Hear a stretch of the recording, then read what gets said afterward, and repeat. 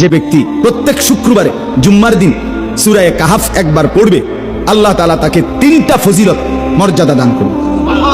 নবীজি সাল্লাল্লাহু আলাইহি সাল্লাম বলছেন, সূরা কাহাফ জুমার দিনে তেলাওয়াত করেন, এক জুমা থেকে আরেক জুমা পর্যন্ত আল্লাহ পাক আপনার জীবনটাকে ঈমানের নূর দিয়ে ভরে দেবেন ইনশাআল্লাহ। পরবর্তী শুক্রবার পর্যন্ত 8 দিন সে যাবতীয় ফিতনা, যাবতীয় মুসিবত থেকে নিরাপদ থাকবে। উসিমা মিন ফিতনাতিদ দাজ্জাল, তারে দাজ্জালের ফিতনা থেকে বাঁচিয়ে দিবে কে? আলহামদুলিল্লাহিল্লাযী